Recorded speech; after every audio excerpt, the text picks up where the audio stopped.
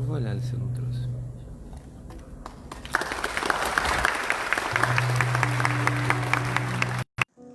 Alma gêmea de minha alma, flor de luz da minha vida, sublime estrela caída das belezas da amplidão. Quando eu errava no mundo, triste só no meu caminho, chegaste devagarinho e encheste-me o coração. Vinhas na benção das flores, na divina claridade, tecer-me a felicidade em sorrisos de esplendor. És meu tesouro infinito, juro-te eterna aliança, porque sou sua esperança. Como és todo meu amor, alma gêmea de minha alma. Se eu te perder algum dia, seria escura agonia da saudade nos seus versos. Se um dia me abandonares, luz terna dos meus amores, hei de esperar-te entre as flores da claridade do céu. És meu tesouro infinito, juro-te eterna aliança, porque sou sua esperança. Como és todo meu amor,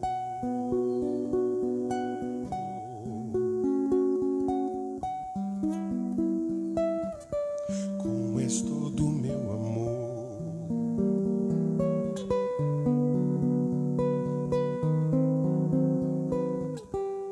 És meu tesouro infinito, juro-te eterna aliança,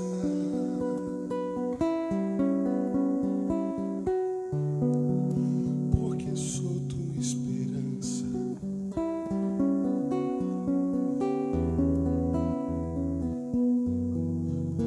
Como és todo meu amor.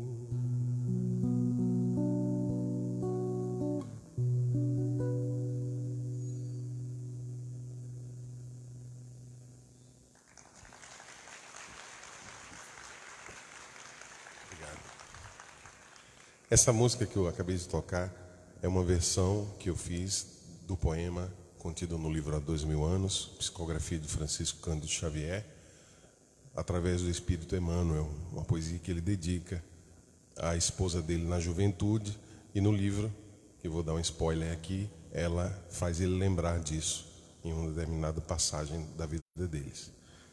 Agora eu vou cantar uma composição de um colega nosso, Valdir Júnior, que fez essa canção, ESD Deus, em homenagem aos 35 anos do ESD no Brasil.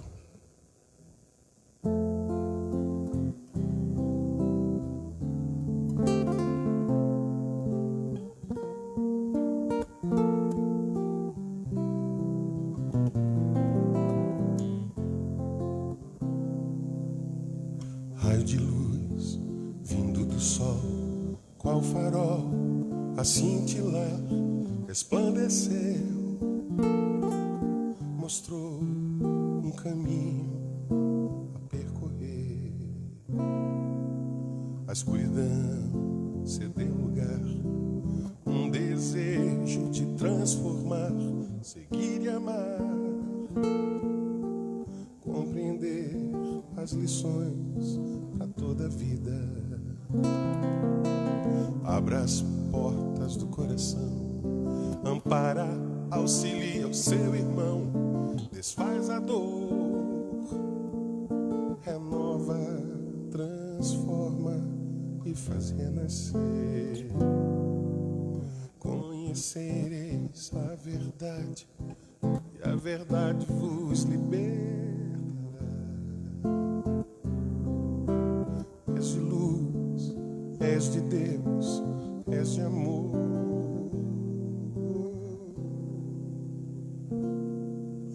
Amai-vos, são asas a voar. Instruí-vos, porto seguro para pousar. Amai-vos, são asas a voar. Instruí-vos, porto seguro para pousar. A escuridão cedeu lugar, um desejo de transformar, seguir e amar, compreender as lições para toda a vida. Abra as portas do coração, ampara, auxilia o seu irmão, desfaz a dor, renova, transforma e faz renascer. Conhecereis a verdade e a verdade vos libertará. És de luz, és de Deus, és de amor.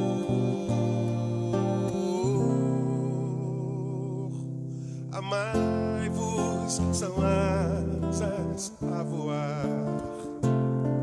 Instruí-vos, porto seguro para pousar.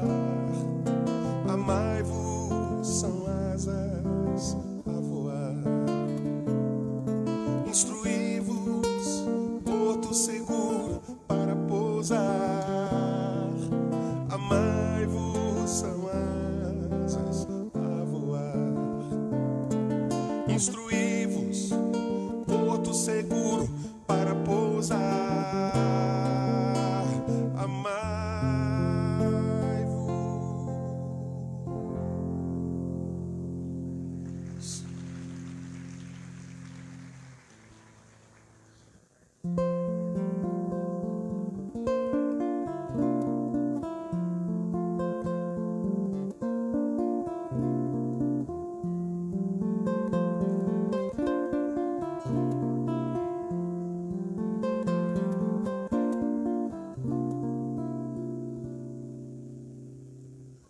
Vem que eu te farei um pescador de homens, se perseverares serás cefas, pedra, e onde a agonia do vazio medra, frutificarás a mitigar a fome. Quero ir contigo, mas receio as águas, temo afundar enquanto vais andando. Se no horto já pressente tuas chagas, eu, Tiago e João ao chão em sono. Como não bastasse, eis-me a ferir, um soldado que te traz voz de prisão. Sou pequena ovelha atemorizada, balindo negação.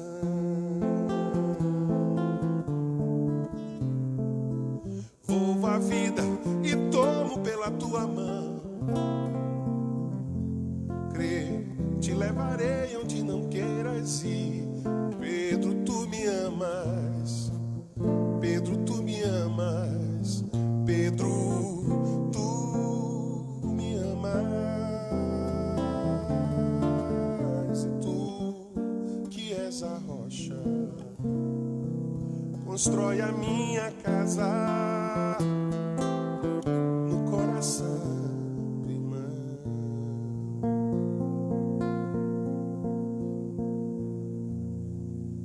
Ouve, Simão Pedro, morrerás em cruz. Não, eu não mereço essa distinção. Se depois do mestre martírios são troféus,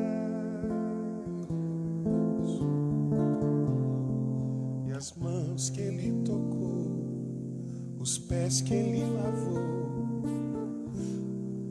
alcançarão os céus.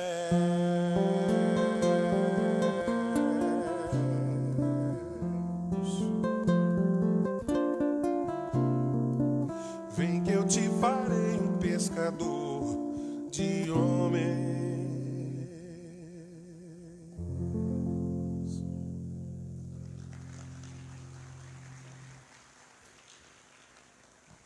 Obrigado.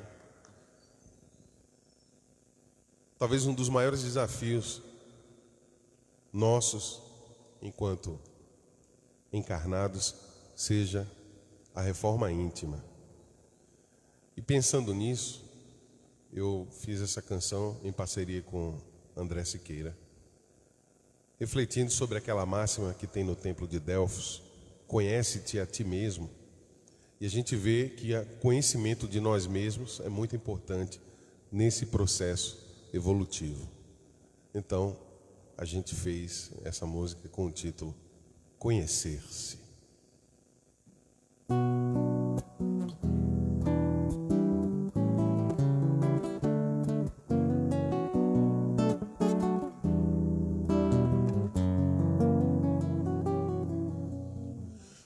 Contemplando a vastidão, sinto a dor terrível de não ver quem sou, quem sou. Sofrendo pela razão de pensar o que não sei, não sei, mas sou quem sou. Conhecer é viver, olhar o desconhecido em mim, sentindo imensurável sofrer. É aprender o que sou, entender onde eu vou e seguir. Olhar o desconhecido em mim, sentindo imensurável sofrer. É aprender o que sou, entender onde eu vou, prosseguir.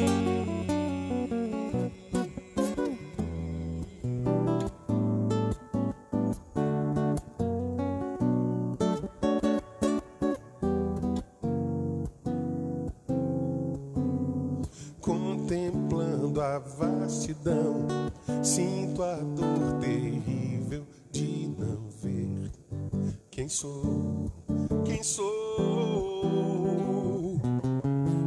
Sofrendo pela razão de pensar o que não sei, não sei, mas sou quem sou. Conhecer é viver, olhar o desconhecido em mim, sentindo imensurável sofrer.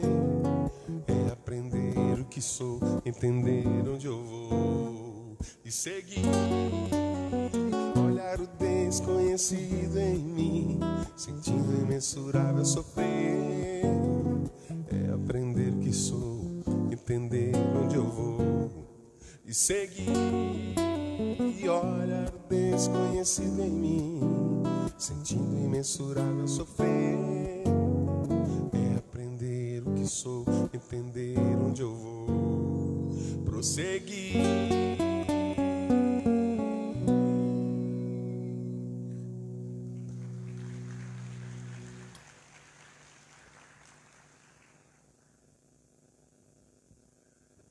Queria pedir licença a vocês para tocar uma música que, apesar de eu já tocar ela há muitos anos, ultimamente eu tenho tido assim uma espécie de renovei, né, o namoro com ela. É uma composição que muita gente confunde essa música como se ela fosse a Ave Maria de Charles Gounod, quando na realidade Charles Gounod, ouvindo Bach, o prelúdio catalogado como BWV 848, ele ouvindo esse prelúdio provavelmente se inspirou com ele e criou uma melodia para aquela harmonia do prelúdio. E essa melodia depois foi colocada uma letra em latim, que é a prece da Ave Maria em latim, e por isso, por volta do século XIX, mais ou menos, ela ganhou uma popularidade muito grande, especialmente aqui no Brasil, né? Que o mais interessante é que nós temos o luterano Johann Sebastian Bach na composição, com uma Ave Maria em latim, um texto católico. E eu sou fã de Bach, né? Então eu queria pedir licença aqui para tocar esse prelúdio para vocês, tá? O prelúdio em Dó maior ou o BWV 848 de Johann Sebastian Bach.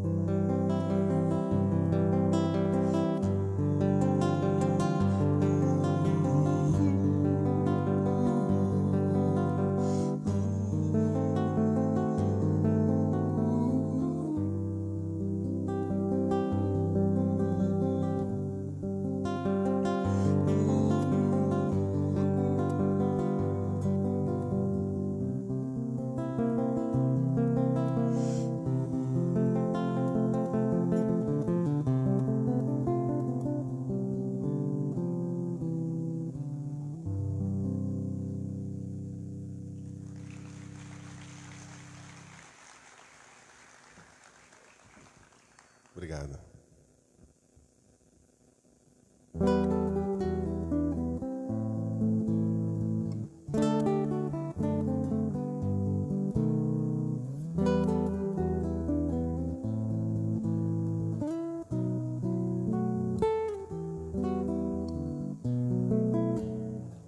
Trago em minhas mãos uma lição para lembrar quando tudo em torno é de temer, de amedrontar.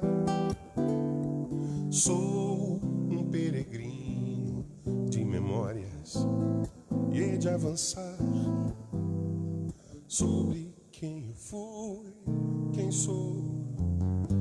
mudar. Sobre o tempo erguer notas de mim, evolução, outra harmonia, escrever nova versão, novo pensar, novo sentir, nova ação, rei de tudo, ou mendigo eu sou, esta canção. Sou um vendaval, brisa da manhã, trigo, pão, arado, tudo sou em Deus, fogo, água e ar, terra e arrebol, tudo e nada sou devir em Deus.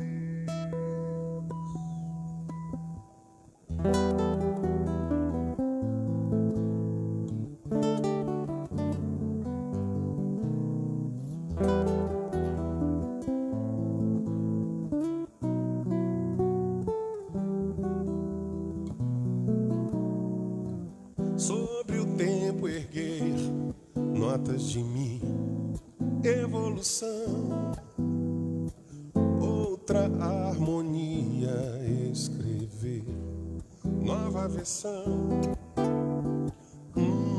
novo pensar, novo sentir, nova ação, rei de tudo, ou mendigo eu sou, essa canção.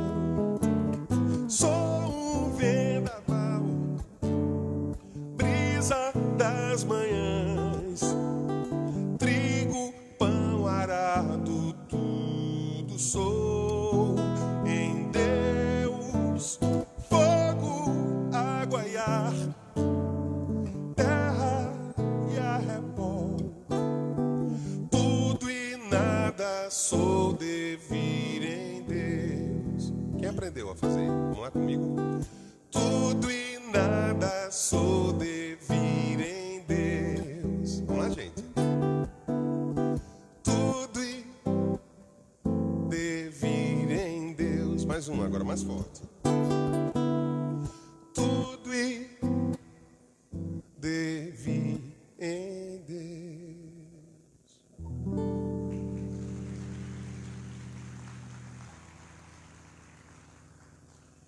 Devia o conceito da filosofia às coisas que estão em transformação.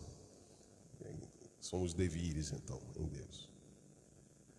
Quero agradecer o convite, mais uma vez estar aqui em Mossoró. Para mim é uma felicidade imensa vir a essa terra calorosa.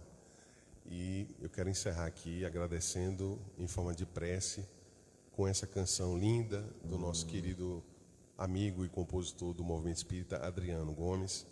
Então, sem mais delongas, vamos encerrar cantando Súplica a Jesus.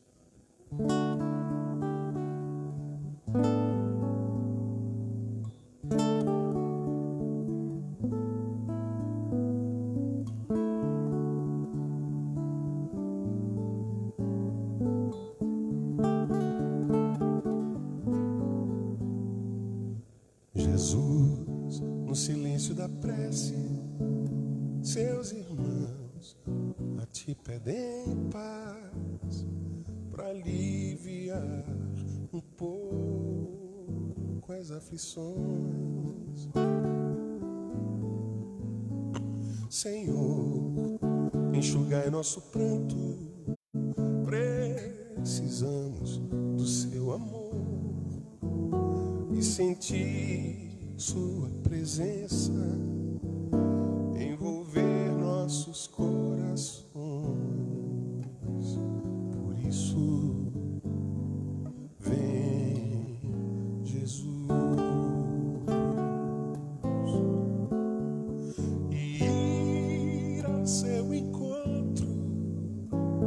Queremos te seguir para afastar o mal da terra e acabar de vez a guerra e caminhar com caminharmos juntos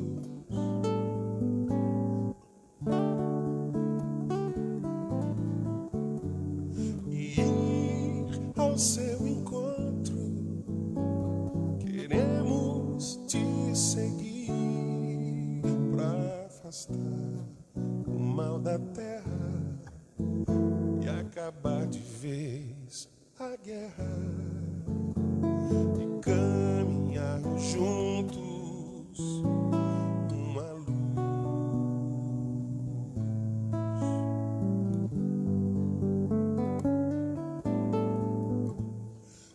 Jesus, no silêncio da prece, seus irmãos a ti pedem paz para aliviar um pouco as aflições.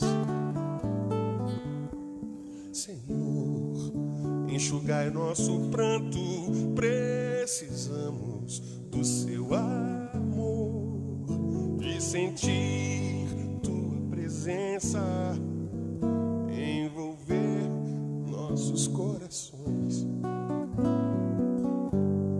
Por isso, vem, Jesus, e ir ao seu encontro. Queremos te seguir para afastar o mal da terra e acabar de vez a guerra e caminharmos juntos rumo à luz e ir ao seu encontro. Queremos te seguir para afastar o mal da terra e acabar de vez a guerra e caminharmos juntos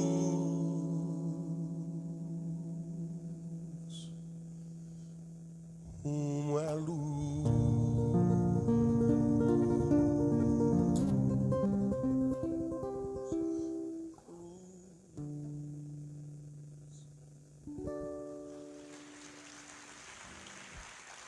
Obrigado, gente. Muito obrigado. Uma ótima noite para vocês. Um bom evento.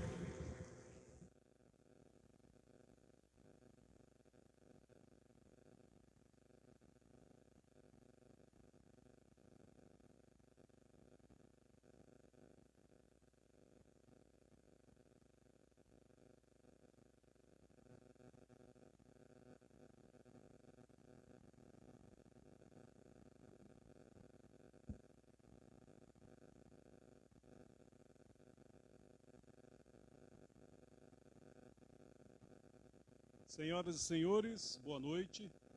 Sejam todos bem-vindos à quinta noite da 31ª Semana Espírita de Mossoró, realização anual do Movimento Espírita de Mossoró, com a participação de todas as 12 casas espíritas da cidade, e com o apoio da Federação Espírita do Rio Grande do Norte, do Conselho Federativo Estadual e da Comissão Regional Espírita do Oeste, CREOeste. A 31ª Semana Espírita de Mossoró recebe também o apoio de Tamarim Story, Moda Fitness, Moda Praia e Proteção UV, Tempero Regina, Camin, Clínica de Acupuntura e Medicina Integrativa de Mossoró, GF Souto, Administração de Condomínios, Geopetro Perfurações e Frota Padaria. Pelos caminhos da mediunidade é o tema principal desta 31ª Semana Espírita, que acontece no período de 21 a 26 de outubro e aborda questões relacionadas à doutrina espírita, como reencarnação, mediunidade e os mistérios da morte. Abrilhantando esta noite, a apresentação musical de Alexandre Siqueira. Uma salva de palmas e os nossos agradecimentos ao músico Alexandre Siqueira. Solicitamos aos portadores de telefone celular a gentileza de desligá-los ou programá-los no modo silencioso e que evitem atendê-los em respeito aos demais presentes. Convidamos todos a conhecer as nossas livrarias montadas no hall de entrada do teatro, onde poderão adquirir livros, DVDs, CDs, camisas e demais artigos espíritas. Funcionando também no hall de entrada do teatro, uma lanchonete com deliciosos doces e salgados, com a renda revertida em prol da Fundação Casa do Caminho. Informamos que o consumo de alimentos líquidos ou sólidos só é permitido no foyer do teatro. Lembramos que os eventos espíritas iniciam e terminam sempre com uma prece. Portanto, as nossas atividades durante toda a Semana Espírita se encerrarão após a prece final. Convidamos o nosso irmão Antônio Pereira, vice-presidente do Centro Espírita Chico Xavier, para fazer a prece inicial.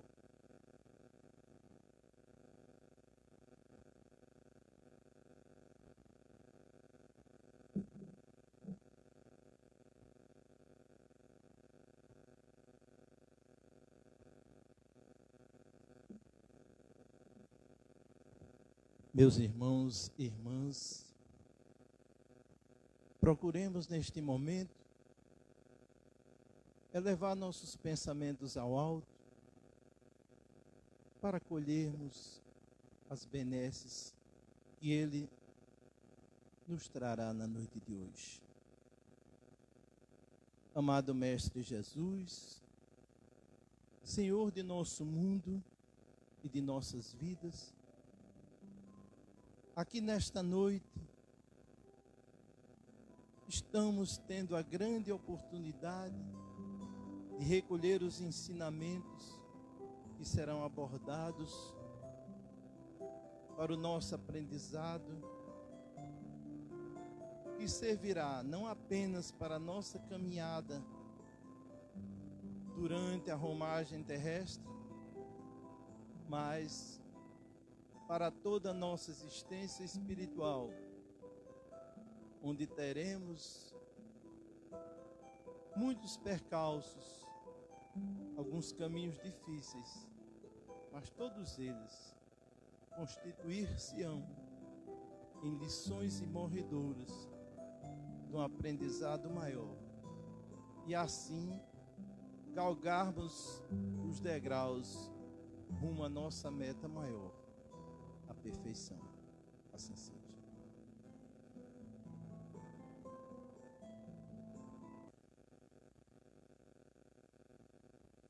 Durante toda a programação da 30ª Semana Espírita de Mossoró, acontece a programação paralela da Semaninha Espírita, que acolhe crianças a partir de 4 anos de idade e jovens até 18 anos. A Semaninha Espírita é promovida pelo Departamento de Infância e Juventude da CREOeste, cumprindo os objetivos doutrinários da educação espírita postulados por Allan Kardec e as diretrizes da campanha permanente de evangelização da Federação Espírita Brasileira. Os temas desenvolvidos na Semaninha seguem a temática geral oferecida aos adultos pela Semana Espírita, pois compreendemos que a evangelização deve integrar toda a família. Assim, no momento em que os pais estão recebendo o conteúdo doutrinário, a Semaninha oferece às crianças e aos jovens a oportunidade, conforme estratégias didáticas adequadas a cada faixa etária, de receberem a mensagem consoladora e esclarecedora do Espiritismo. O acolhimento às crianças tem início às 19h45 na recepção do teatro na parte dos fundos. A programação da Semaninha Espírita encerrará as atividades todos os dias às 21h30 e os pais devem buscar as crianças também na recepção por trás do teatro. Pedimos a compreensão de todos para colaborarem com as normas e os horários do evento. O palestrante desta noite é Marco Antônio Martins Leite, de Brasília, Distrito Federal. Marco Leite é educador e psicanalista clínico, formado em psicanálise pela Associação Brasileira de Medicina Psicossomática e graduado em administração escolar pela Associação de Ensino Unificado do Distrito Federal. Mestre em psicanálise clínica pela Associação Brasileira de Medicina Psicossomática e em engenharia civil pela Universidade Federal do Pará. Marco Leite nasceu em berço espírita. Atualmente é diretor da Federação Espírita Brasileira e coordenador nacional da área da família do Conselho Federativo Nacional. Participa do grupo mediúnico desde os seus 18 anos, firmando seu trabalho como dialogador e dirigente de grupos de desobsessão. Passamos a palavra ao palestrante da noite, Marco Leite, que abordará o tema A Prática Mediúnica.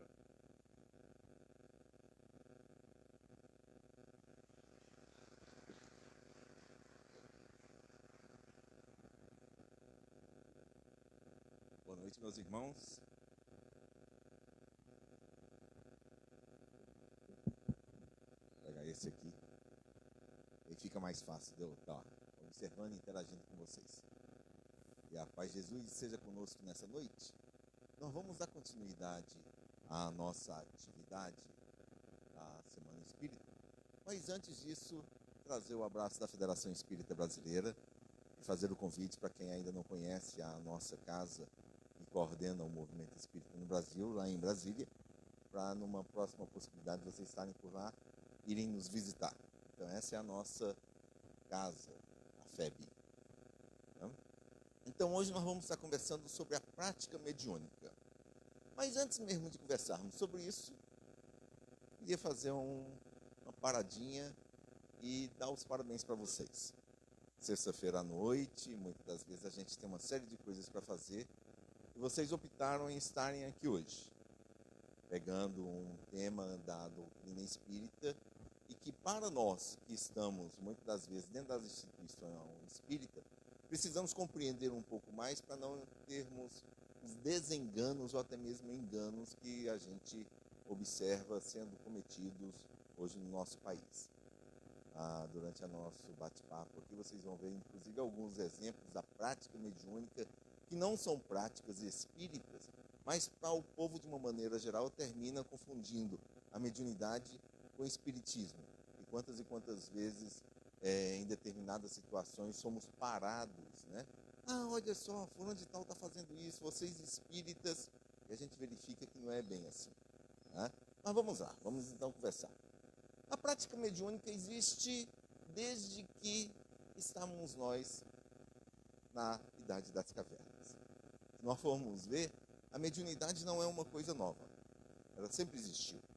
Desde que o ser humano começou a habitar esse nosso planeta, nós temos a mediunidade existindo e a prática dessa mediunidade não muito diferente. Se nós formos buscar nos nossos povos primitivos, tínhamos os pajés, tínhamos aqueles chefes da tribo que muitas das vezes fazia todo o processo, quando não até mesmo chamado de feitiçaria, né, ou dos encantos, mas era o quê? Era uma maneira da mediunidade, da prática mediúnica, que algumas pessoas tinham aquela característica, ou seja, a prática mediúnica não é uma coisa nova, ela não surgiu com a doutrina espírita.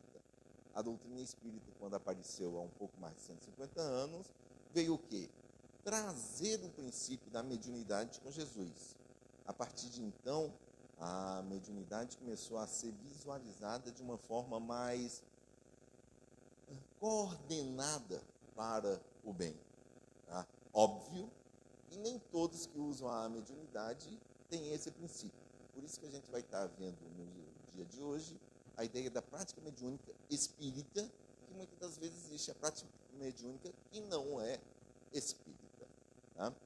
E quando então a gente fala da prática mediúnica, algumas vezes as pessoas perguntam, será que eu estou no caminho certo? Como é que é esse processo dessa prática mediúnica? A interrogação aparece e fica naquela situação da gente se questionar mesmo. E por isso, o que nós vamos estar trocando e colocando no dia de hoje é a ideia da prática mediúnica baseado na doutrina espírita. Lembrando, mediunidade não obrigatoriamente é espiritismo. A mediunidade existia antes da doutrina espírita, hoje a mediunidade existe independente da doutrina espírita. Quando a gente pega, inclusive, algumas outras religiões, cristãs ou não, nós temos as atividades mediúnicas. quantas e quantas vezes, até mesmo em grupos carismáticos da Igreja Católica, nós temos os nossos irmãos que, ao final das atividades religiosas, recebem a mensagem do Divino Espírito Santo. É o quê? É a psicografia, né?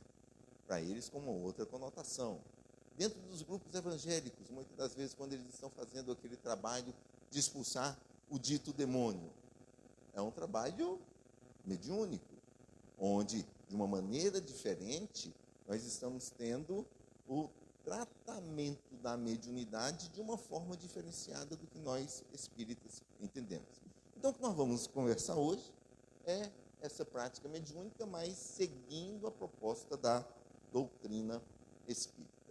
E se nós formos ver até mesmo quando Kardec iniciou suas atividades, ele começou com uma atividade mediúnica. Que eram o quê? Das mesas girantes, lembram? A doutrina espírita existia? Ainda não. Tá? E por conta de fenômenos mediúnicos, de médiuns desenvolvendo a sua atividade, nós tivemos a curiosidade do mestre de Lyon, onde depois de um determinado momento foi lá e codificou a doutrina espírita. Mas vamos ver uma coisa interessante. Quem aqui assistiu Ghost? Bacana. Quem não assistiu? Ok, então tem um grupinho ainda que dá para no final de semana pegar um filme maravilhoso, não é verdade? Esse filme é muito gostoso. Tá? Esse filme nós temos aqui 3 protagonistas, né? Patrick Swayze, Demi Moore e Whoopi Goldberg, que é uma médium muito interessante e usa a sua mediunidade de uma maneira totalmente desenfreada, pensando na sua lucratividade. Nós vamos dar uma rápida palhinha e assistir essa nossa companheira, sensacional o trabalho que ela faz nesse filme.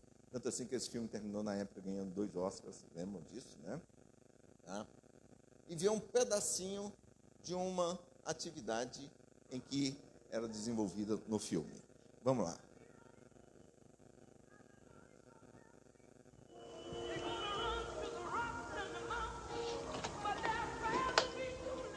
Rose Santiago?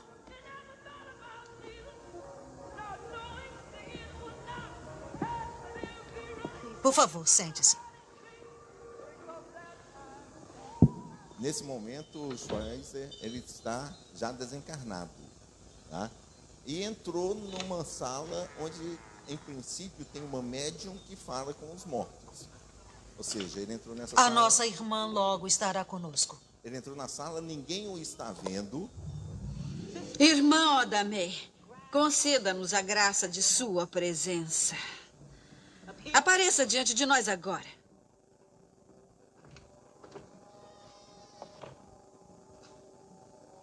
Senhora Santiago, Buenos dias. sou Oda May Brown. Soube que deseja fazer contato com seu marido. Sim. Acho que hoje ele estará conosco. Obrigada. Obrigada. Mas, sabe, senhora Santiago, nada se sabe sobre esse outro mundo. Recebendo. Então a senhora tem que acreditar, senhora Santiago. Quero trabalho de A senhora sonho. acredita? Sim, sim, eu acredito. Eu acredito. Então vamos começar.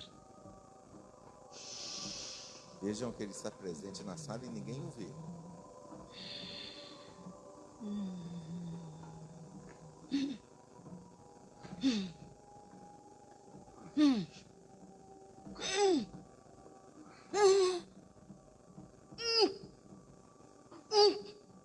Não posso. Não posso. É muito difícil. Parece que não vou conseguir fazer contato. Eu não sinto Espere. Sinto alguma coisa. Ele conhece alguém que se chama Ana, Consuelo, Lucita, Juliette, Josefina, Linda, Maria. Sim, sim. É a mãe dele. Ela é Maria. É! Graças a Deus! Sabia que ele estava com a mãe. Meu Deus. Ele falou alguma coisa e só ela ouviu. É muito difícil, são 2. Não sei se vou conseguir isso. É tão desgastante. Eu pago mais. Quanto? Quanto é? $20. Isso, arranca todo o dinheiro dela. Ouviu. Ela ouviu. Mas ninguém.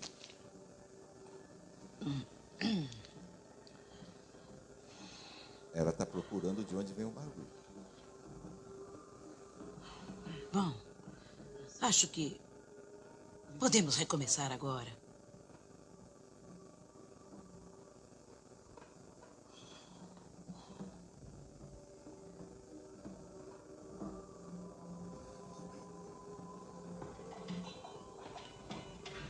Graças, Senhor. Obrigada, Jesus.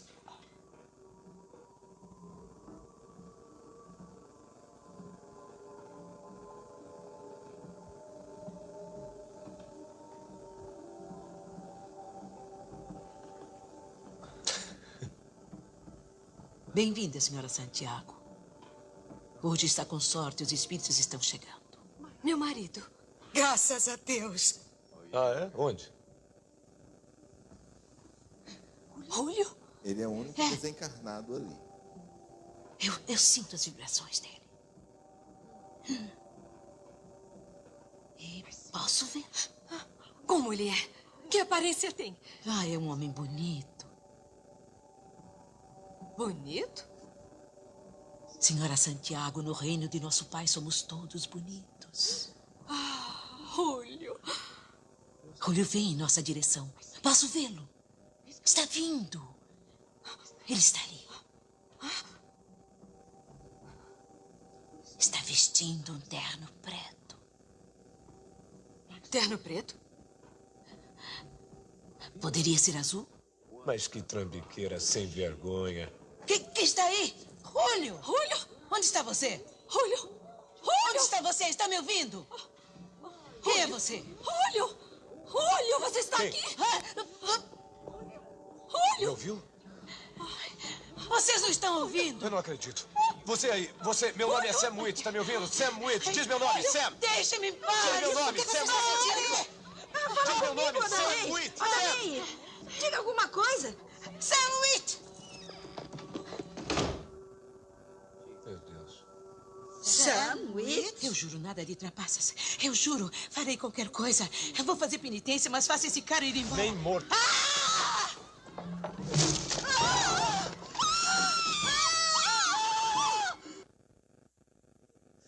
Muito bem. É um filme delicioso. Tem uma parte divertida, mas tem uma história muito linda aí por trás, né? Para quem não viu, fica a recomendação de um fim de semana aí com pipoca. E para quem viu, rememorar, né? Porque se nós formos ver na década de 80, esse foi um dos primeiros filmes que trouxe essa questão da mediunidade, da sobrevivência. E ao longo dessa história é interessante que a gente verifica hoje as produções de Hollywood normalmente estão emitindo 2 a 3 filmes de grande produção por ano, falando sobre espiritualidade, sobre reencarnação, sobre comunicação mediúnica. Então, a questão da mediunidade já entrou no meio hollywoodiano, né? Muito iniciado também por esse filme. Mas o que é que nós vimos nesse filme? Nós tivemos ali uma médium que vocês viram no primeiro momento, que era literalmente uma trambiqueira, né? Uma charlatã, tá? Utilizando toda uma situação, mas vocês viram que era médium. Ela ouvia os espíritos. Ela não estava vendo, mas ouvia. Né? Nós temos aí uma atividade mediúnica? Temos. Essa atividade mediúnica, essa prática mediúnica, é segundo o que nós, enquanto espíritas, falamos? Não. Então, é uma das coisas que a gente tem que ter muito claro e firmar muito no nosso cotidiano, que o fato de ser mediunidade não quer dizer que seja espiritismo. Por aí a gente vê, né? Se nós formos ver aqui um rápido exemplo que eu tirei hoje da internet, sobre a mãe fulana. Mãe fulana, formada na Bahia desde os 6 anos de idade, com êxito em todos os seus 100% de trabalhos e total satisfação ao cliente. Faz e desmancha quaisquer tipos de trabalho, traz a pessoa amada de 3 a 21 dias, mesmo por mais difícil que seja. Trabalhos sérios e na frente do cliente, sem nenhuma hipótese ou possibilidade de erros. Filha do presidente da federação do... Pronto, aí ela põe o currículo dela. Né? Prática mediúnica? Sim. Né? Seguindo o que nós, como espíritas, falamos? Não. De jeito nenhum. Né? Mas é uma prática mediúnica. Tá? Vamos ver um outro que o ano passado lançou nos nossos meios de comunicação. Provavelmente vocês lembram desse caso que apareceu lá perto de Brasília. Né? Provavelmente, como isso aqui atendeu a mídia nacional, até o Fantástico teve lá na Federação Espírita Brasileira para estar pegando posicionamento sobre essa situação, de um companheiro nosso de uma cidade lá de Goiás, né, em que estava desenvolvendo trabalhos mediúnicos há mais de 2, 3 décadas, e fazia os ditos trabalhos de cura. Vocês veem que essa aqui é o local onde ele atendia. É um local espírita? Não é. Né? Não tem nada a ver com os princípios doutrinários. Inclusive, ele se denominava católico. Ele se denominava católico. Ele não falava que era espírita de jeito nenhum. As imagens, né, tudo bonitinho. E terminou o quê? Sendo pego por uma situação, não só do charlatanismo, que em princípio nós vamos ter a proposta do trabalho de cura dele sendo realizado e com vários exemplos de êxito. Entretanto, ele terminou se perdendo por conta de quê? Da fama, do dinheiro e do sexo. Né? Era mediúnico? Era. No momento em que ele se perdeu, quem é que estava com ele? Era uma equipe superior, espiritual, de alto nível? Provavelmente não. E às vezes as pessoas se perdem. Então vamos lá, vamos ver o que é que o nosso querido Kardec nos traz lá no Livro dos Médiuns. Vejam só que interessante. O desenvolvimento da mediunidade guarda relação com o desenvolvimento moral dos médiuns. Ou seja, para que a pessoa possa ser um médium, ele precisa ser moralmente equilibrado, desenvolvido. E o que os espíritos nos colocam é o seguinte, olha só, não. A faculdade propriamente dita se radica no organismo, independente do moral. O mesmo, porém, não se dá com o seu uso, que pode ser bom ou mal, conforme as qualidades do médium. E aí uma coisa que provavelmente vocês já viram durante essa semana, não é o que a gente vai estar trabalhando hoje, que a mediunidade é o quê? É uma coisa orgânica. Para quem faltou no dia, né? Relembrando, a mediunidade é orgânica. E por que é orgânica? É como se fosse um sentido. Nós temos olfato, tato, audição, não temos todos esses sentidos? A mediunidade é o 6º sentido, onde alguns têm esse sentido mais desenvolvido e menos desenvolvido. Mas a mediunidade, ela é orgânica, então ela independe da condição moral, porque ela se radica no organismo físico. Tanto assim, que quando nós vamos planejar o nosso momento reencarnatório lá no plano espiritual, se nós estamos dentro da nossa condição de planejamento para agora, com uma mediunidade mais ostensiva, a espiritualidade, na hora da nossa preparação na física, do órgão, da condição do nosso feto, é colocado essa sensibilidade para que o nosso corpo possa se desenvolver. Entendeu? Então, ela é orgânica, a gente já nasce com essas características, tá? Independe da moral. E aí vem novamente o nosso querido Emmanuel no livro Luz no Caminho. Vejam só o que ele nos coloca. Entre os numerosos problemas doutrinários do Espiritismo, no momento que passa, temos como dos mais importantes o da unificação dos métodos da própria prática espiritista, em suas relações com o plano invisível, em cuja heterogeneidade surgem, por vezes, extravagâncias numerosas, frequentemente sugeridas pelos inimigos da verdade, adversários ferrenhos de todas as expressões do progresso espiritual da humanidade sofredora.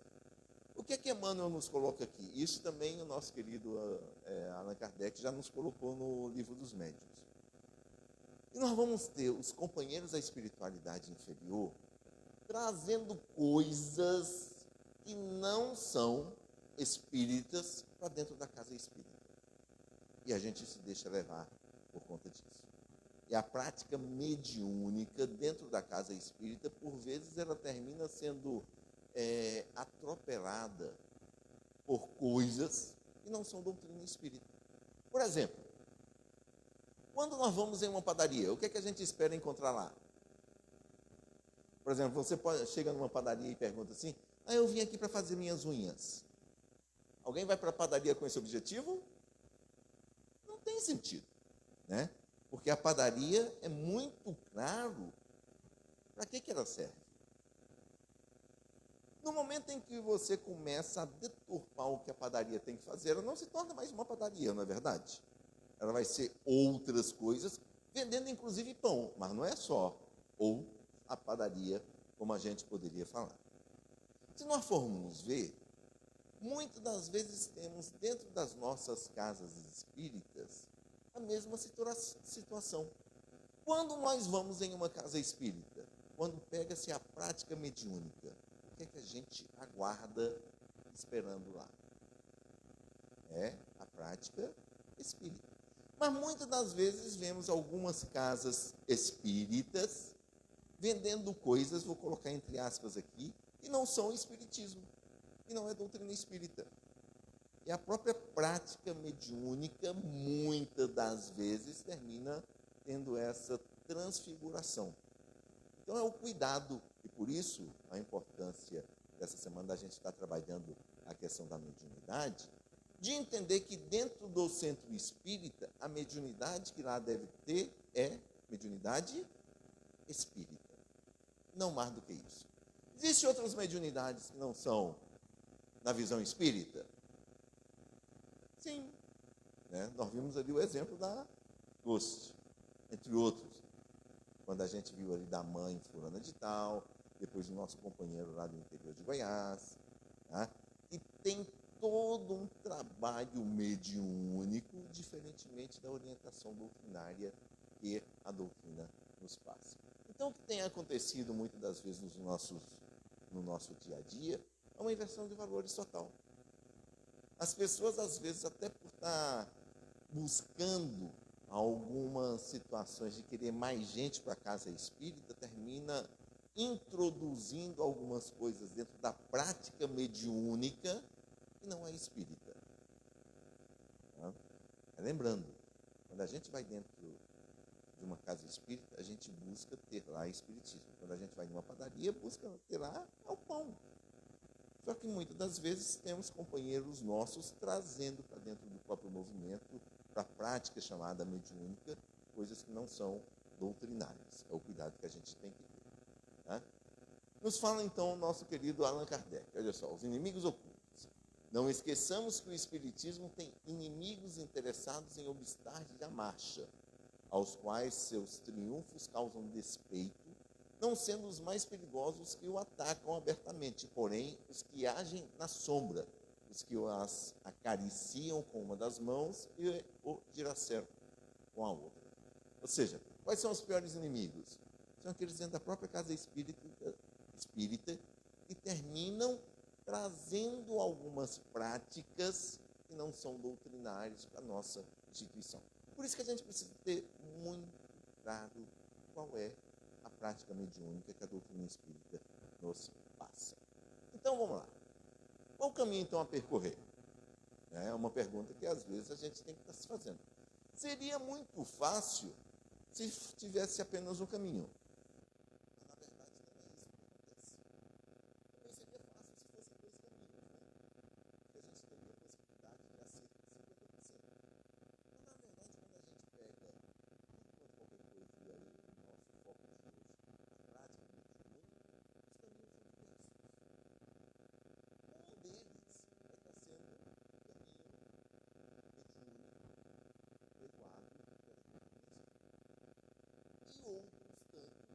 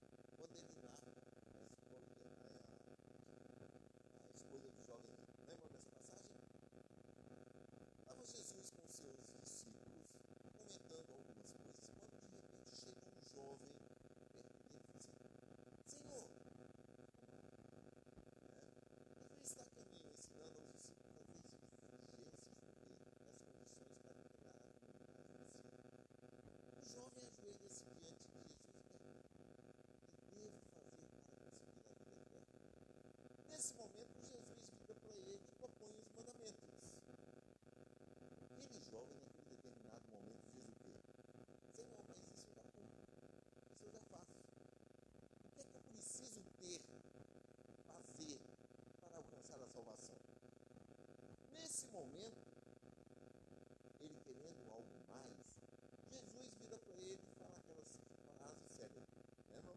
Vai, vende tudo que tens, dá aos pobres e me segue. O que aconteceu com aquele jovem? Vocês lembram? Né, não? Ele deu as costas.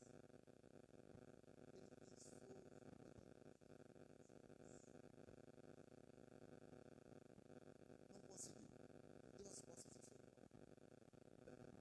A pergunta que eu faço para vocês é: esse jovem sabia o que fazer? Quem acha que esse jovem sabia o que fazer? Levanta a mão. Quem acha que ele não sabia? Quem não acha nada? O que acontece? Esse jovem não sabia até chegar a Jesus. Mas no momento em que ele chegou para Jesus, perguntou para Jesus, Jesus foi, disse para ele a partir do que ele fazer. Então ele sabia o que fazer.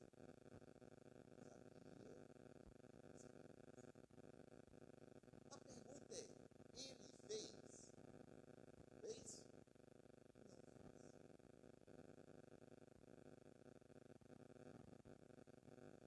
Quando eu pego essa passagem, até por eu trabalhar com saúde mental, eu vejo o evangelho como esse. E eu intitulo de a síndrome do jovem rico. Que síndrome é essa? É aquela em que a gente sabe o que fazer, mas não faz. Repetindo, é aquela síndrome em que a gente sabe o que fazer, mas não faz. Quem aqui tem essa síndrome? Quem não levantou a mão tem que levantar, porque todo mundo tem. Né? E é interessante porque nós temos. A gente sabe o que tem que ser feito. Por exemplo, a doutrina espírita nos coloca há muito tempo que fora da caridade não há salvação. Alguém duvida disso? Não, né? A gente faz a caridade que devia fazer? Não faz. E aí? Tudo bem. Né? A gente sabe que tem que fazer, mas ainda não faz. Nós estamos ainda no processo de aprendizado. Porque a gente sabe. Não é verdade? Quando a gente pega a questão da prática mediúnica, nós sabemos o que fazer? Os Espíritos nos disseram. Kardec nos deu uma obra magna, que é o Livro dos Espíritos, que nos diz exatamente o que tem que ser feito. Como fazer. Como desenvolvermos uma prática mediúnica espírita. Né? Só que muitas das vezes a gente não faz. O grande problema numa situação dessa é que quando a gente não faz e deturpa isso, nós estamos maculando o movimento espírita. E para algumas pessoas que ainda não conhecem a doutrina, acham que aquilo é o certo. É onde a gente não pode deixar acontecer. Tá? Então a mediunidade ela tem um propósito muito claro. Que propósito é esse? Se nós formos ver, esse assunto vai ser o de amanhã, né? Se somos médiuns ou não, mas para quem tem uma mediunidade ostensiva, muitas das vezes o que acontece é exatamente isso aqui. Ele sai de fora de um ambiente, porque o indivíduo que tem uma mediunidade mais ostensiva em relação aos outros, ele é uma pessoa diferente? É. E se não é, tem que ser. Por quê? Porque a mediunidade, ela tem um propósito. E quando a gente, às vezes, não faz isso de sair do comum, do dia a dia, do aquário em que todo mundo se encontra, para um aquário diferente, nós terminamos tendo algumas consequências. O nosso querido André Luiz, em uma de suas obras, em Missionários da Luz, ele relata nos primeiros capítulos, exatamente o quê?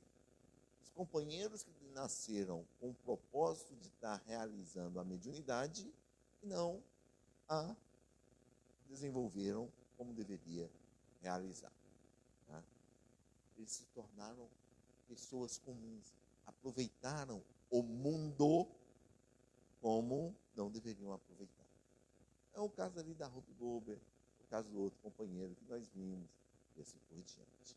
Então, a mediunidade, o que é? Se nós formos ver, uma coisa muito rapidinho para a gente entender. Né? No Livro dos Espíritos, nós temos Kardec nos falando que todo aquele que sente, num grau qualquer, a influência dos espíritos é por esse fato médium. Essa faculdade é inerente ao ser humano. Não constitui, portanto, um privilégio exclusivo. Ou seja, se é inerente a nós, seres humanos, todo mundo aqui é médium.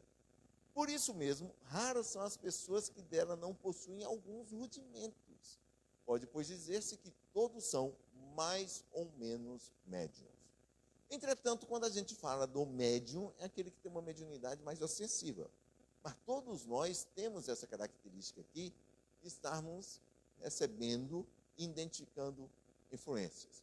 Fica fácil no Livro dos Espíritos, na questão 459, todo mundo vai lembrar. Os espíritos influenciam na nossa vida? Lembram da resposta? Muito mais do que imagineis, né? Por vezes são eles que vos dirigem. Tá? E dirigem como?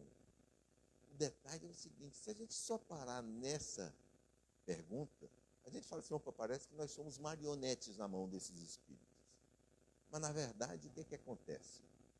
Nós definimos quem é que vai estar nos influenciando no dia a dia. Todo mundo viu aqui Tom e Jerry? Quem viu Tom e Jerry? Tem um grupo que não, né? Para quem não viu, Tom e Jerry era um desenho, né, que tinha o gato e o rato, e de vez em quando um ia fazer muita maldade com o outro. E quando eles iriam fazer maldade, o que aparecia aqui do lado do ombro de um? O anjinho do mal e o anjinho do bem, né? Vamos colocar desse jeito, né? Mas era o diabinho e o anjinho no desenho, tá? Quem é que influenciava? Um ou outro? Quem é que influenciava? Aquele que esse aqui definisse. Ou seja, nós sempre vamos ter ao nosso lado influência tanto positiva quanto negativa. Sempre, sempre, sempre. Nós vamos atender a quem? A quem a gente escolher. O ponto focal é exatamente esse. A influência, ela tanto vai existir para o bem quanto para o mal. Normalmente, quando a gente estuda na casa espírita, e vamos falar aqui da influência dos espíritos em nossa vida, né, que é o capítulo 9 lá da parte 2 do Livro dos Espíritos, normalmente a gente estuda muito sobre obsessão. E Kardec fez um tratado lindo, maravilhoso, que a gente estuda pouco sobre o anjo da guarda. E se puder deixar um dever de casa hoje para vocês, para esse fim de semana, leiam a questão 495 do Livro dos Espíritos. 495. Em que nós temos uma mensagem de Santo Agostinho e São Luís, os dois assinam em conjunto, falando sobre o anjo da guarda. E que ele está o tempo todo do nosso lado, nos influenciando, definindo a nossa trajetória da vida. É só a gente se ligar a ele. Mas normalmente a gente se liga muito mais aos espíritos inferiores por acharmos que a influência negativa é muito maior. Quando, na verdade, é a gente que escolhe um ou outro. Né? Continua Kardec. Médium é toda pessoa que sente, num grau qualquer, a influência dos espíritos. Nosso querido Emmanuel, considerando a mediunidade como percepção peculiar à estrutura psíquica de cada um de nós, encontrá-la-emos nos mais diversos graus em todas as criaturas. Ou seja, o que Emmanuel nos fala é que todos nós também somos médiuns. Alguns num grau menor, outros num grau maior. Quando falamos de médium dentro da casa espírita, muitas das vezes são aqueles médiuns mais ostensivos, aqueles que conseguem ter uma comunicação mais direta. Né? Entretanto, o que é que fica? Quando a gente pega a mediunidade, por ética da prática mediúnica, deve ser gratuita segundo a orientação evangélica. Isso aqui é doutrina espírita. Dai gratuitamente o que gratuitamente é a vez recebido.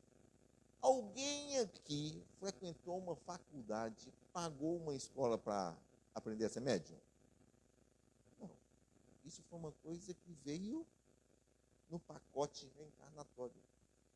A gente tem isso como uma parte dos nossos sentidos orgânicos. Ninguém pagou por isso. E por isso que o princípio doutrinário é exatamente esse.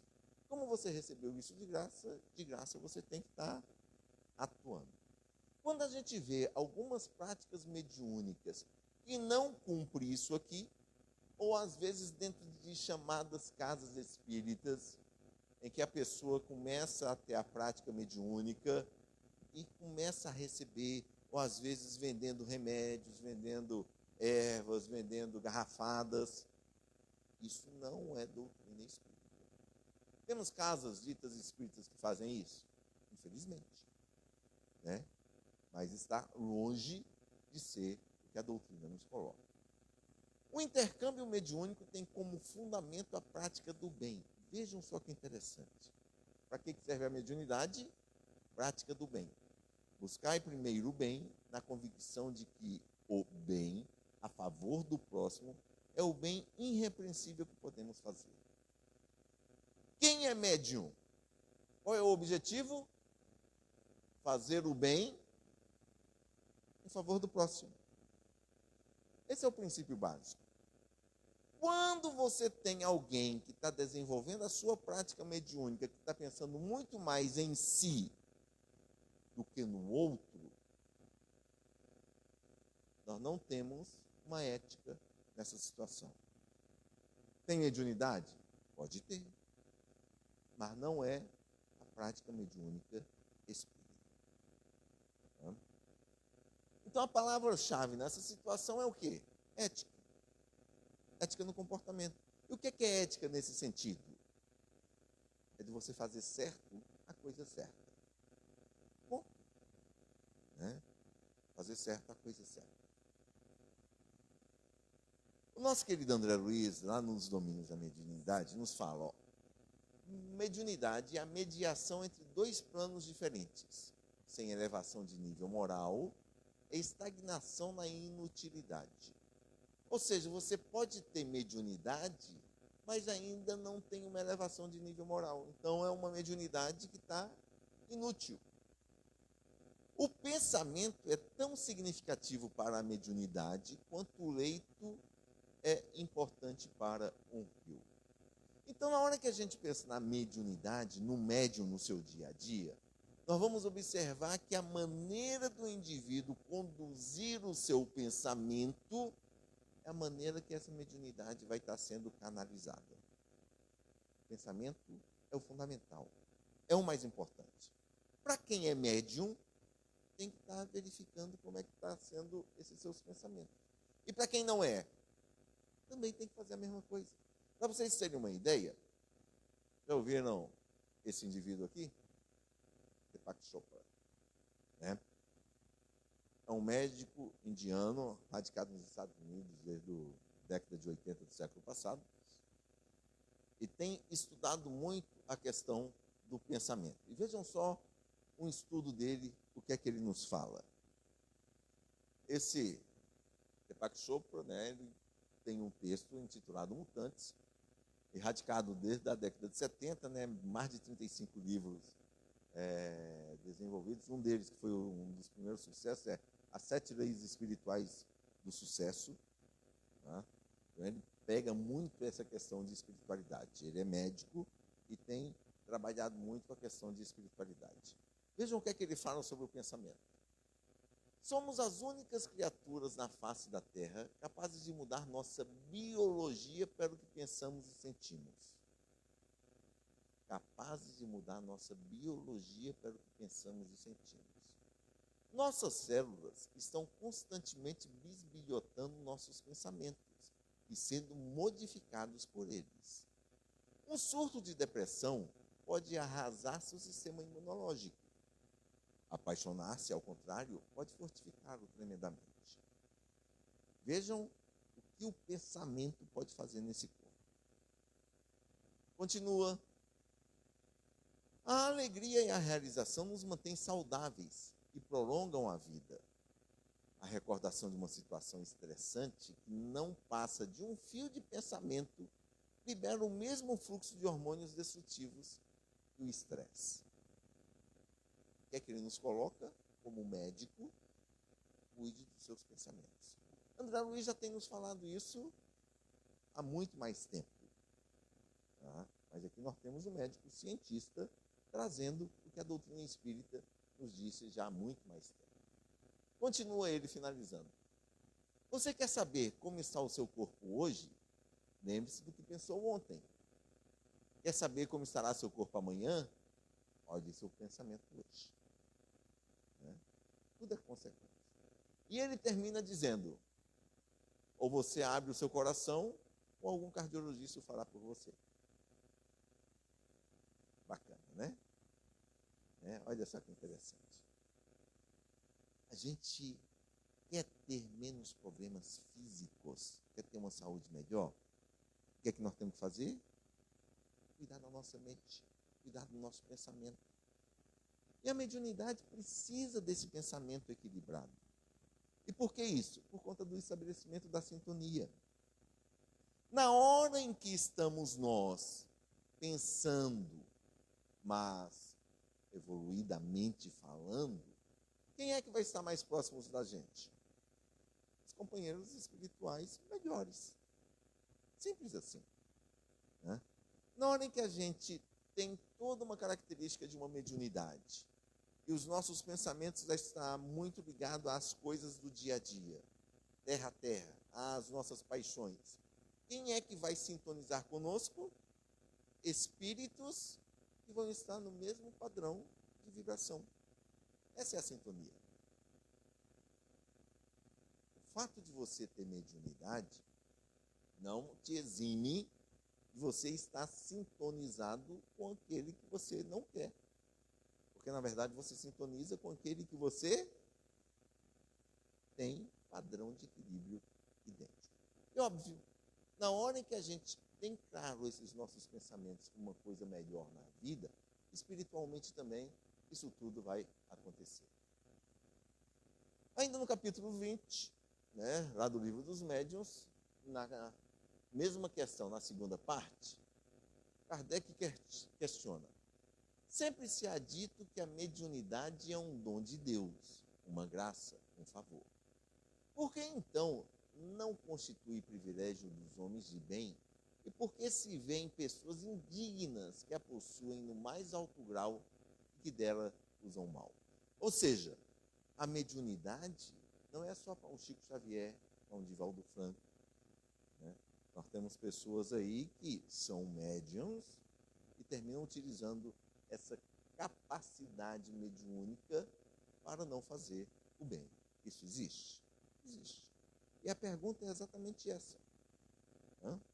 E nos responde os espíritos. Todas as faculdades são favores para os quais deve a criatura render graças a Deus, pois que homens há privados dela. Ou seja, nem todos têm essa condição de mediunidade ostensiva, que é o que ele está colocando aqui. Poderias igualmente perguntar por que concede Deus vista magnífica a malfeitores, destrezas a gatunos, eloquência aos que dela se servem para dizer coisas nocivas. O mesmo se dá com a mediunidade. Se há pessoas indignas que a possuem, é que disso precisam mais do que as outras. Ou seja, a capacidade existe para que a gente possa aprender a utilizá-las bem. Então não é o fato dela estar com essas pessoas que faz com que essas pessoas sejam ruins. Muito pelo contrário. A ideia é que eles pudessem, o quê? Possuem é que disso precisam mais. Que elas pudessem estar mudando a sua condição. Entretanto, terminamos ainda nos ligando muito mais na condição da terra do que do céu. E por isso utilizamos mal essa nossa mediunidade. O exercício regular da mediunidade termina gerando alguns inconvenientes. E isso Kardec trabalha lá no nosso capítulo 18 do Livro dos Médiuns. Vejam só que interessante. Você utilizar a mediunidade de uma maneira muito prolongada acarreta fadiga. Necessário ter repouso. Né? Ou seja, princípio doutrinário. O indivíduo que tem uma mediunidade ostensiva, ele pode estar de segunda a segunda em grupos mediúnicos? Não. Né? Até porque nós estamos vendo que a mediunidade é uma característica orgânica. Existe desgaste físico na hora dessas atividades? Existe. Né? E por isso a pessoa tem que trabalhar, mas também tem que repousar. A lei do repouso é uma das leis naturais. Né? O desenvolvimento da mediunidade em crianças é desaconselhado pelos espíritos superiores, porque tem organismos débeis e delicados. Entretanto, hoje, a gente verifica que a mediunidade tem aparecido em muitas crianças. Não sei se vocês têm observado isso. Né? O que Kardec nos coloca aqui é a ideia de você fazer o desenvolvimento. Entretanto, muitas crianças já aparecem com essas características. E se isso está ocorrendo, é porque muitas das vezes elas já vieram com a condição fisiológica, condição orgânica preparadas para tal. Tem que estar se vendo se não é um desequilíbrio que está ocorrendo. Se não for um desequilíbrio, a natureza segue o seu curso. Quem aqui viu o filme do Divaldo? Né? Ou seja, tem um grupo aqui que ainda não viu, não é isso? No filme do Divaldo, nós vamos estar vendo lá o Divaldo pequenininho conversando com um amiguinho dele. Lembram disso? Né? A mesma situação era do Chico Xavier. Ou seja, desde a infância já tinha uma mediunidade muito tranquila, interagia com os espíritos. Ou seja, a sua condição orgânica veio preparada para tal. O que nós não podemos fazer é estar desenvolvendo, ou seja, a criança não tem e a gente está iniciando um processo de desenvolvimento com ela. Entretanto, muitas das vezes, mesmo quando aparece essa mediunidade na infância, o que é que se busca fazer? Dar uma paradinha, né? Por conta das condições orgânicas, muitas vezes por conta das condições psíquicas dessa criança, para que isso possa estar sendo suspenso em um determinado momento para, mais para frente, quando tiver condições, isso voltar. Tá? Então, voltando aqui, ó, quando a gente pega a questão da ética, a ética na prática mediúnica tem como fundamento os princípios espíritas codificados por Kardec. Somos espíritas. A nossa prática mediúnica tem que estar baseada nisso aqui. Algumas pessoas vão falar assim, mas Kardec disse que ainda outras coisas iriam acontecer e a gente iria incorporar. Né? Só que não é muito claro essa ideia. Por exemplo, nós vamos estar pegando aqui um exemplo, cromoterapia. Cromoterapia funciona, pessoal? Funciona? Funciona. Né? Cromoterapia é bom? É. Cromoterapia é prática espírita? Não. Cromoterapia tem que estar sendo desenvolvida dentro de casa espírita? Não. Mas funciona? Funciona. Não é o fato de dizer que funciona ou não funciona que a gente vai estar trazendo para a casa espírita, porque isso não é prática espírita. E muitas das vezes nós vamos ter dentro das casas espíritas uma situação de falar assim, mas isso funciona, vamos trazer para cá. Não é doutrinário, não é espírita. Tá? Psicoterapia, eu mesmo sou psicanalista. Tá? É bacana? É. Então nós vamos estar dentro da casa espírita fazendo processos de terapia? Não. Né?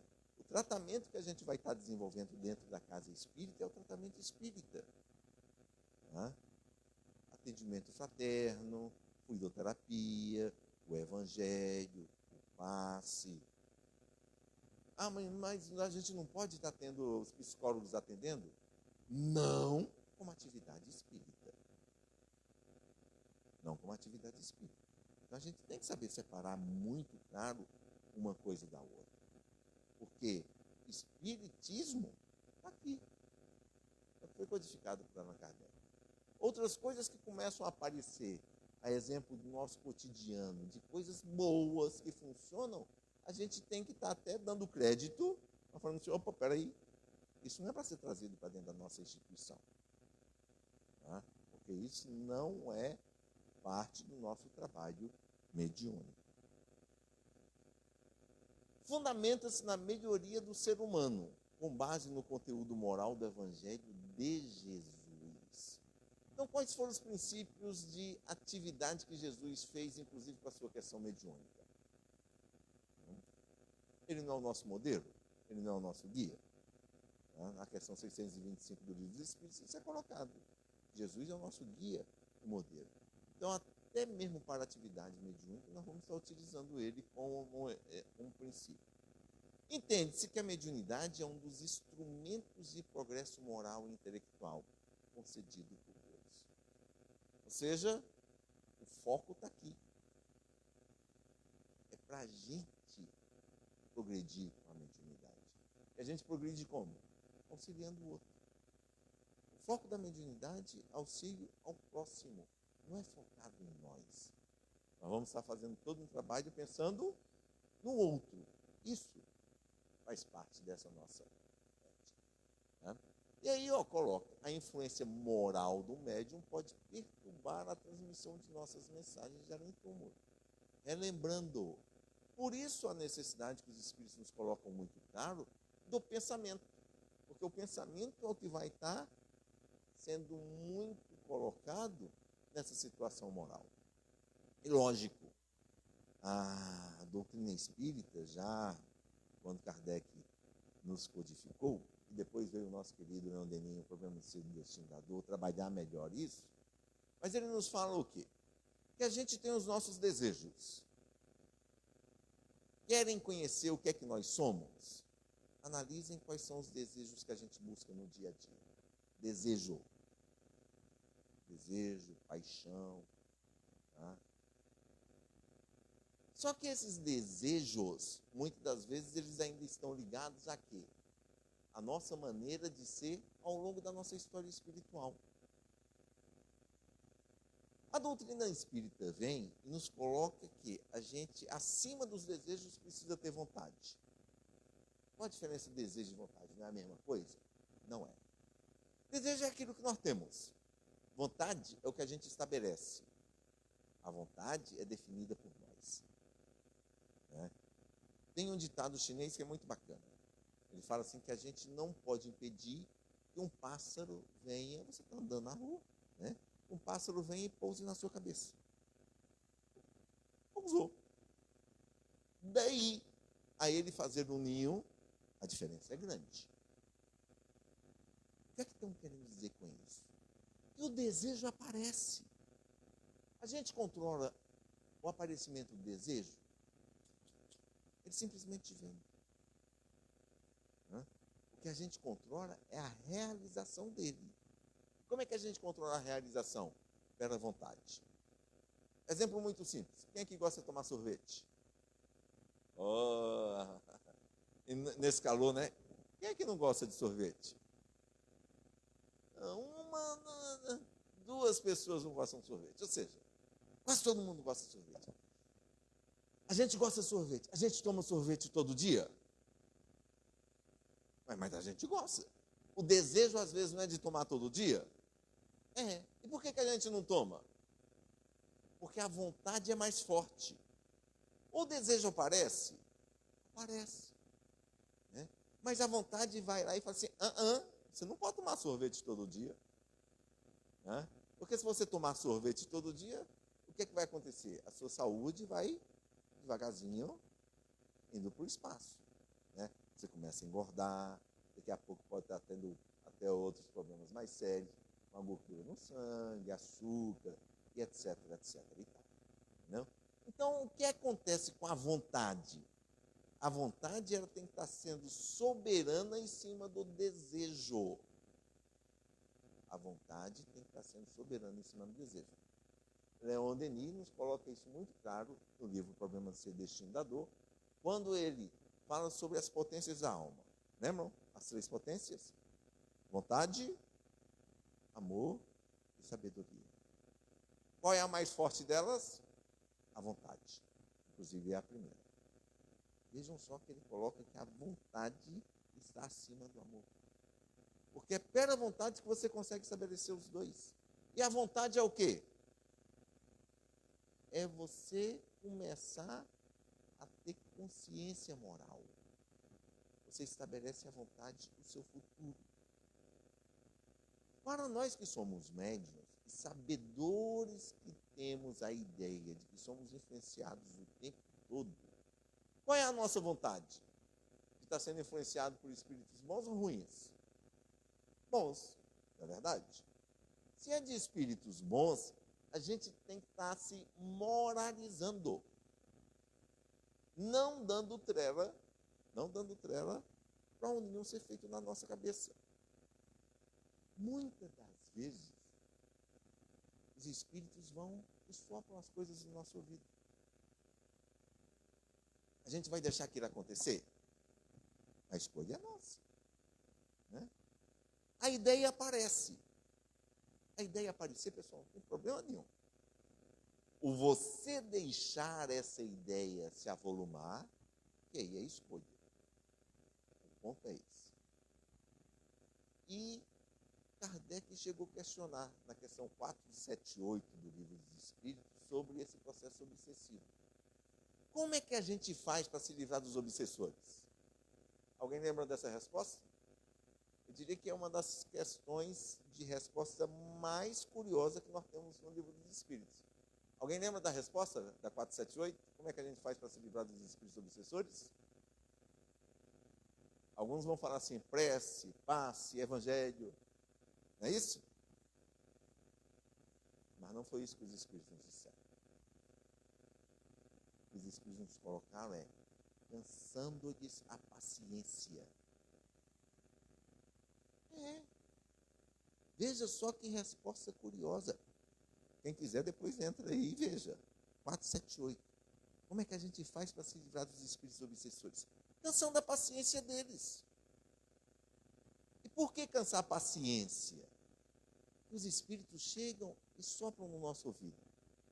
Muitas das vezes não está pegando aqui um obsessor. Vai estar pondo na nossa cabeça coisas ruins.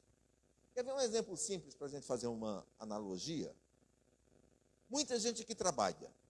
Sexta-feira, para quem trabalha, muitas das vezes tem no nosso ambiente de trabalho o quê? Os colegas que vão para o barzinho depois, não é isso? Isso acontece aqui em Mossoró? Acontece? Pensei que era só em Brasília, ou não? Né? Então, normalmente, no nosso ambiente de trabalho, chega aquele... Ricardo, sexta-feira, né? Daqui a pouco está na hora. Vamos lá tomar uma? Aí o Ricardo fala assim, não, hoje eu não posso, hoje eu estou na semana espírita, né? Tenho que ir lá assistir uma palestra. Poxa, Ricardo, semana passada você falou que tinha outra coisa. Não, mas hoje eu não posso também. Tá bom. Na semana seguinte, esse obsessor encarnado, colega de trabalho, né, vai falar assim, Ricardo, já tem 2 semanas que você não vai com o grupo, está todo mundo indo para lá. Essa semana você vai, não vai?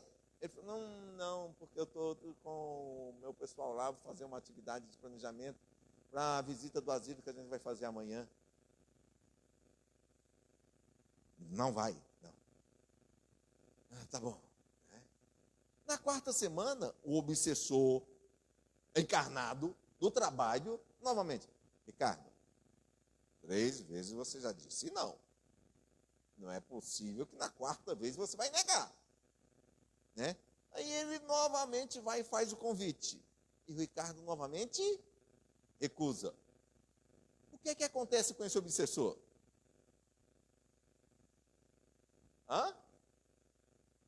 Desiste. Ele cansa. Né? Chamou e não. O obsessor encarnado não cansa? E o que é que ele faz? Não chama mais. Espiritualmente falando, é a mesma coisa.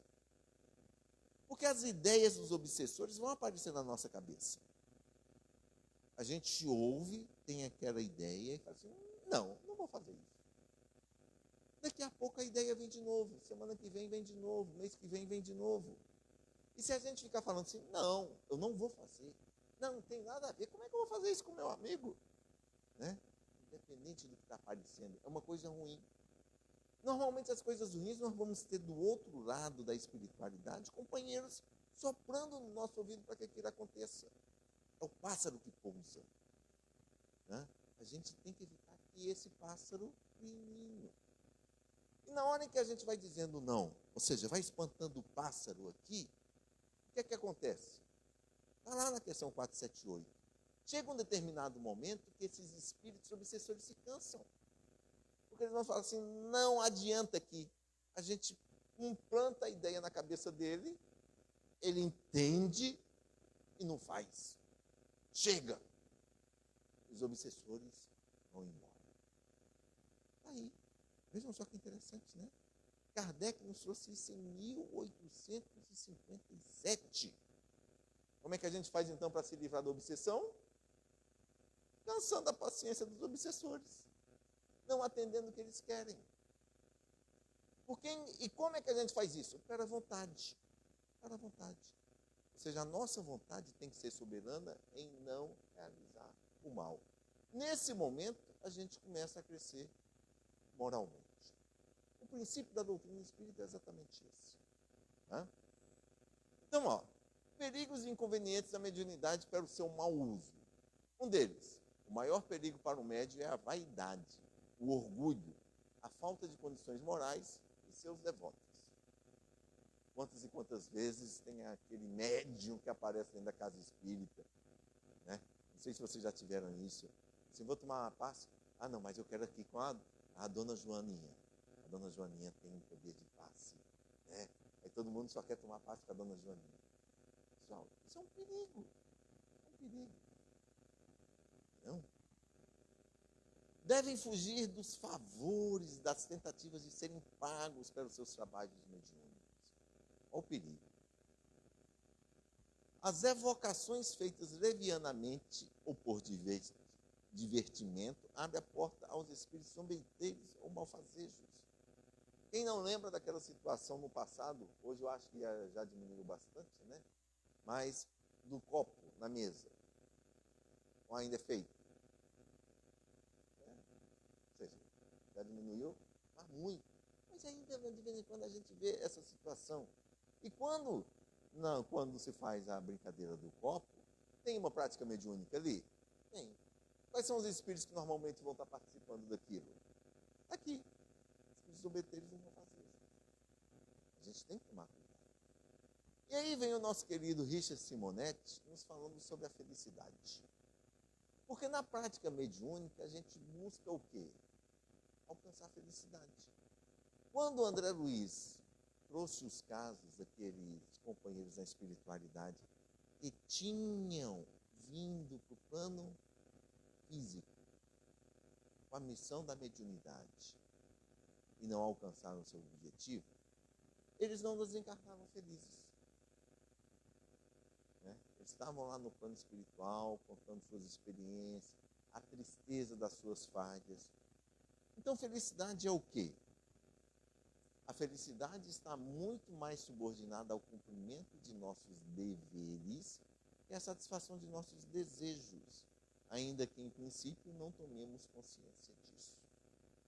Quem é médium tem dever. E cumprir esse dever, muitas das vezes, não vai estar gerando prazer, porque a gente não vai estar cumprindo desejos nossos. Mas o fato de você cumprir o seu dever vai estar gerando felicidade futura. Esse é o foco. Porque felicidade é isso aqui. Mediunidade é isso aqui. É doação. A prática mediúnica da doutrina espírita nos traz exatamente isso como princípio. E aí a gente vai ter como ponto fundamental doutrinário a mediunidade com Jesus. Mas isso é assunto para outro dia. Na verdade, é um dos assuntos nossos para amanhã. Né? Então, qual é a nossa conclusão com tudo isso? Vamos estar tirando lá do material do EGE e nos coloca. Sendo assim, por tudo que foi exposto, evidencia-se para todos aqueles que se dedicam ao trato da mediunidade a necessidade de empreenderem os melhores esforços para a própria renovação moral, buscando dia a dia transformar as antigas imperfeições em valores positivos da alma, uma vez que só desse modo encontrarão a paz de consciência pela certeza do dever cumprido. Isso é o nosso tratamento mediúnico. Fechando então, por essa doutrina de luz, agradecemos ao nosso querido Kardec pela possibilidade da gente aprender e ter uma vida feliz com a doutrina espírita no nosso dia a dia. Fiquem em paz e até amanhã, pessoal. Que Deus nos abençoe.